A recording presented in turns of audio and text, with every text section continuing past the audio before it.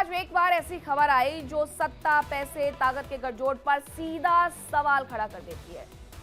America के department of justice ने Jeffrey Epstein से जुड़े 30 लाख से ज्यादा सीक्रेट दस्तावेज सार्वजनिक कर दिए हैं। और जैसे जैसे इन फाइलों की परतें खुल रही है, वैसे वैसे दुनिया के सामने सबसे ताकतवर नामों पर सवालों की जो परछाई है वो गहराती जा रही है।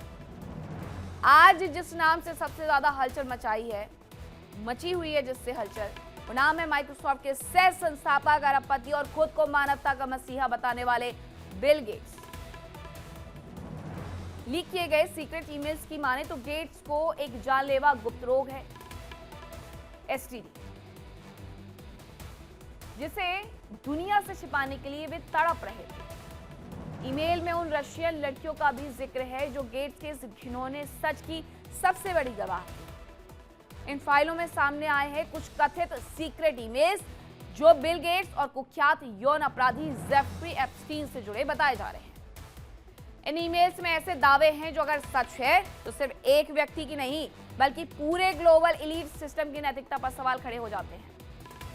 बिल गेट्स के ईमेल्स में खुला शॉकिंग राज क्या है वो जान लेते हैं। बिल गेट्स से जुड़े डॉक्यूमेंट्स में खुलासा हुआ है कि बिल गेट्स को यौन संचारित रोग हो गया था। इसके बारे में जानकारी मिली एप्स्टीन फाइल का ये सबसे बड़ा खुलासा है। इस लाइलाज बीमारी के सबूत मिटाने की कोशिश भी की गई है। इसके बारे में यह भी बताया गया है कि इसे मिटाने की पूरी कोशिश की गई है, सबूत मिटाने की। कुख्यात अपराधी जेफरी एप्स्टीन को सरेआम धमकियां तक दी गई। जो ईमेल्स मिले, उन ईमेल्स में यह भी पता चला कि बिल गेट्स ने रशियन लड़कियों का भी जिक्र किया था।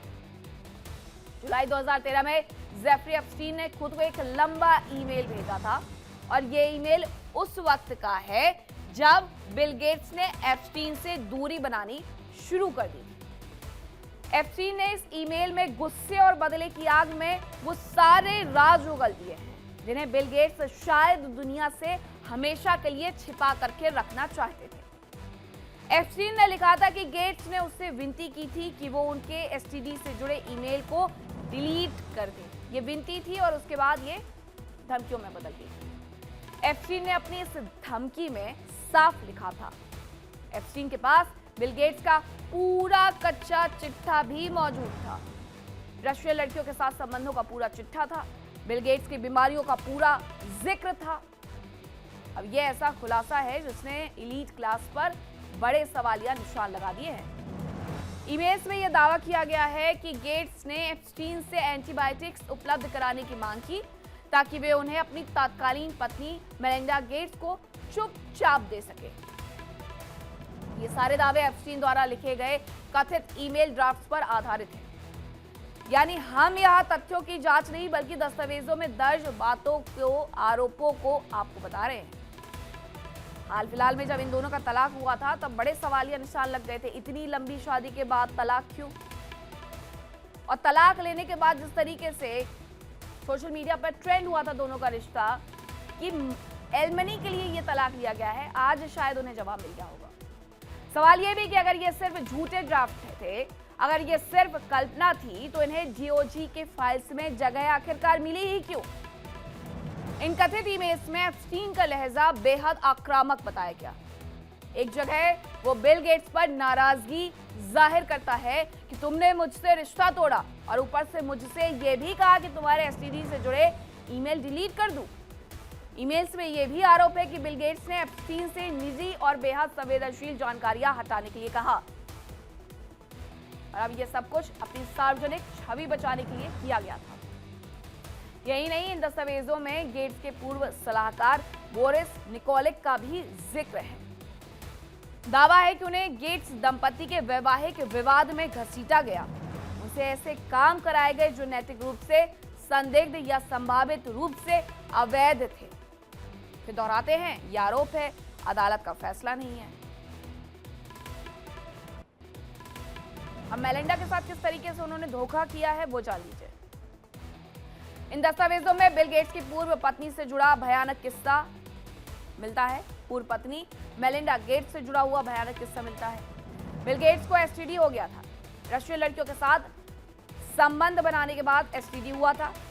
बिल गेट्स ने कथित तौर पर एप्स्टीन से एंटीबायोटिक दवाएं मांगी।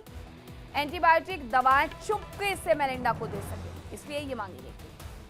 उद्देश्य था कि मेलिंडा को बिना बताए उनका इलाज हो जाए, उन्हें कभी पता ही ना चले कि उनके पति ने उन्हें मौत के मुंह में धकेल दिया था। इन फाइलों में गेट्स के पूर्व सलाहकार बोरिस निकोलिक के नाम से लिखे गए ड्राफ्ट ईमेल भी मिले हैं।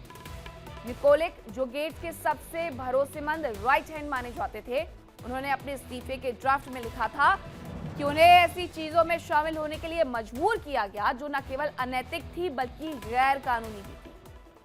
उन्होंने आरोप लगाया कि गेट्स के लिए रशियन लड़कियों का इंतजाम करने, नशीली दवाइयां पहुंचाने और यहां तक कि अवैध ट्रस्ट बनाने में उन्होंने मदद की। उन्होंने ये भी खुलासा किया कि गेट्स ब्रिज टूर्नामेंट्स के दौरान अपनी दिमागी क्षमता को बढ़ाने के लिए एडरॉल जैसे ड्रग्स का इस्तेमाल करते थे। और जब 2021 में बिल और मेलिंडा का तलाक हुआ तो दुनिया हैरान हो गई थी। मेलिंडा ने सिर्फ इतना कहा था कि बिल की एप्स्टीन के साथ दोस्ती और उनके अफेयर्स ने शादी को खोखला कर दिया था। लेकिन अब सामने आई इन कड़ियों से साफ है कि मेलिंडा 2019 से ही तलाक की प्लानिंग कर रही थी। जैसे वॉल स्ट्रीट जर्नल में बिल और एप्स्टीन की आधी रात की मुलाकातों की खबरें आई, मेलिंडा समझ गई थी कि जिस इंसान के साथ वे सालों से रह रही हैं, उसकी सच्चाई कुछ और है। एप्स्टीन के साथ बिल की मुलाकातों में मिस स्वीडन जैसी खूबसूरत महिलाओं को शामिल होना और देर रात तक उनके घर पर रुकना मेलिंडा के लिए बर्दाश्त से बाहर हो गया था। बिल गेट्स के झूठ, एप्स्टीन की जादुई दुनिया में क्या क्या था वो जान लीजिए। बिल गेट्स ने हमेशा कहा कि एप्स्टीन के साथ उनकी कोई दोस्ती नहीं थी, लेकिन उनकी पत्नी ये सच जानती थी और आज दुनिया ये सच जानती है। एप्स्टीन को लेकर के ये उन्होंने कहा कि कभी उनके निजी विमान में वो नहीं बैठे हैं। एप्स्टीन बिल गेट्स के किसी घर पर गए हैं। एप्स्टीन और बिल गेट्स का सच इसके ठीक उलट नजर आता है। अब ये सच कैसे ठीक उलट है? फ्लाइट मैनिफेस्ट ने इसका खुलासा किया है, जिसका इनकार बिल गेट्स करते हैं। मार्च 2013 में गेट्स ने एप्स्टीन के प्राइवेट जेट में सफर किया था, यह खुलासा होता है। एप्स्टीन के मैनहट्टन टाउन हाउस में कई बार देर रात तक बिल गेट्स रुके रहे हैं, यह भी खुलासा होता है। और गेट्स ने खुद एक ईमेल में लिखा था, एप्स्टीन का लाइफस्टाइल बहुत अलग और दिलचस्प है, जिससे ये जानकारी मिलती है कि वो उनके लाइफस्टाइल से इसीलिए वाकिफ थे क्योंकि उनके साथ रह करके आए थे। अब आपको बता दें कि अमेरिकी राजनीतिक और व्यावसायिक दिग्गजों से व्यापक संबंध रखने वाले जेफरी एप्स्टीन पर यौन अपराधों के आरोप लगे थे। उन्हें गिरफ्तार किया गया था। अगस्त 2019 में जेल में उसकी मौत हो गई, जिसे आधिकारिक तौर पर आत्महत्या करार दे दिया गया। एप्स्टीन के अमेरिका की राजनीतिक और कारोबारी हस्तियों से गहरे संबंध थे। बताया जा रहा है कि जेफरी एप्स्टीन ने 2019 में जेल में आत्महत्या कर ली थी, लेकिन उसके पास मौजूद ब्लैक बुक और ईमेल आज भी दुनिया के सबसे ताकतवर लोगों की रातों की नींद उड़ा रहे हैं। बिल गेट्स का नाम इन दस्तावेजों में बार बार आना यह साबित करता है कि परोपकार की आड़ में कहीं ना कहीं बहुत कुछ बड़ा और काला छिपाया गया था। हालांकि गेट्स के प्रवक्ताओं ने इन दावों को पूरी तरीके से खारिज किया है, लेकिन डीओजे द्वारा जारी पत्र, ईमेल, हजारों पन्नों के वो झूठ नहीं बोल रहे हैं। बिल गेट्स के एक प्रवक्ता का बयान भी सामने आया। अब बिल गेट्स के प्रवक्ता का जो बयान सामने आया उसमें उनकी तरफ से क्या कहा गया वो जान लीजिए।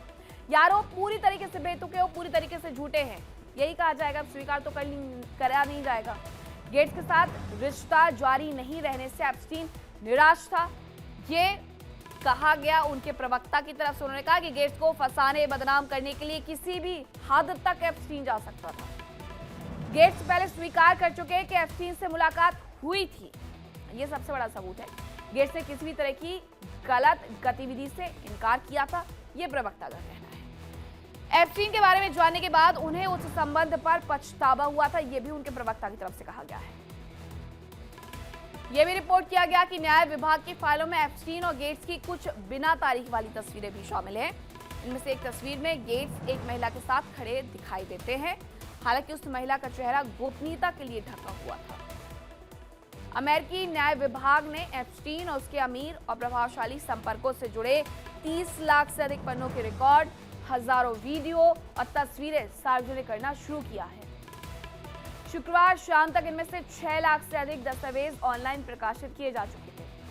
हालांकि लाखों अन्य दस्तावेज जिन्हें जारी किए जाने की पहचान की गई है, अब भी सील है और इस देरी को लेकर के राजनीतिक आलोचना बहुत ज्यादा हो रही है।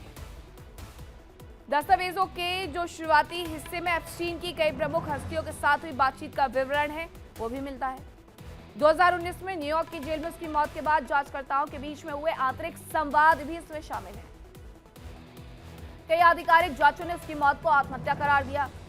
जेफरी एप्स्टीन को जुलाई 2019 में संघीय यौन तस्करी के आरोपों में गिरफ्तार किया गया था और 1 महीने से कुछ अधिक समय बाद वो अपनी जेल की कोठरी में मृत पाया गया था।